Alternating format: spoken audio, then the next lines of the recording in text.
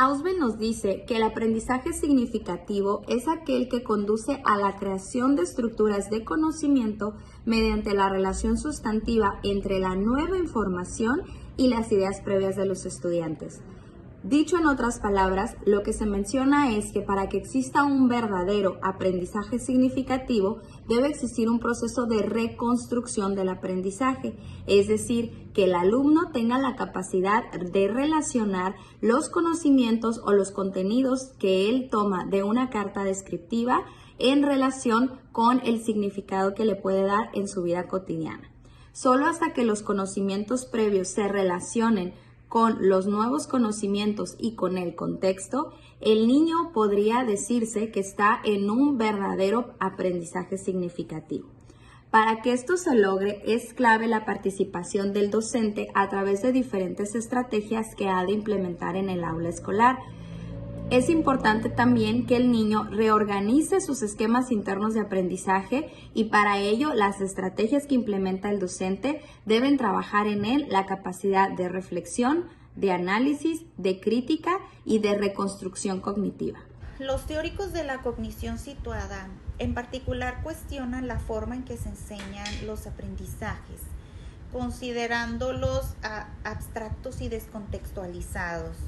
Pero sobre todo escasamente motivantes, porque hoy en día pues las escuelas priorizan sobre prácticas tradicionales y rutinarias, pero sobre todo donde las escuelas consideran el conocimiento como si fuera independiente de las situaciones de la vida real, llevando a esto a prácticas educativas poco significativas y escasas de aprendizajes significativos.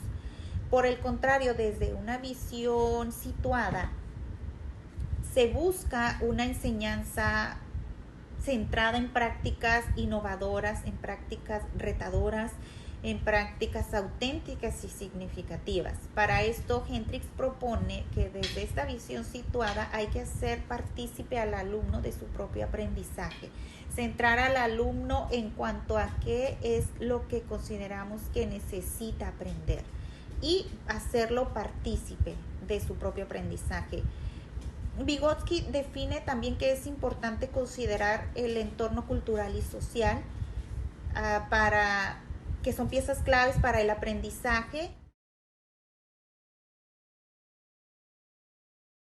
Al momento de que el docente propone una estrategia de aprendizaje bajo un modelo constructivista, es sumamente importante tomar en cuenta la cultura y el contexto. Si la actividad de aprendizaje que realiza el alumno tiene relevancia social o cultural, le permitirá enfocar sus conocimientos directamente en la vida real. Esto ocasiona que el alumno genere una especie de clic mental donde él hace una relación de este aprendizaje realmente va a servir en mi vida cotidiana. Otro punto importante es implementar estrategias de trabajo cooperativo. Un alumno no aprende de manera significativa si no vive un proceso de relación con los otros. Esto quiere decir que si el docente implementa estrategias de círculos de aprendizaje o aprendizaje cooperativo como herramienta funcional, le va a permitir obtener resultados mucho más significativos en sus alumnos. El papel del docente en esta corriente es de mediador o facilitador.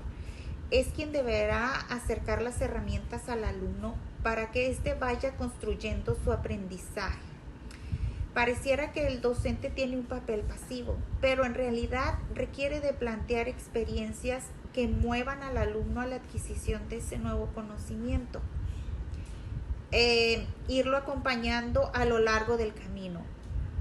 También el docente debe planear cómo incorporar nuevos conocimientos de forma sustantiva en la estructura cognitiva del alumno. Debe de estimular y aceptar la autonomía, la iniciativa y debe de permitirle a los estudiantes plantearse problemas, la resolución de los mismos y buscar distintas vías de soluciones. Crear un ambiente en el aula de confianza, que invite a todos a investigar, alfabetizado, aprender a construir su propio aprendizaje.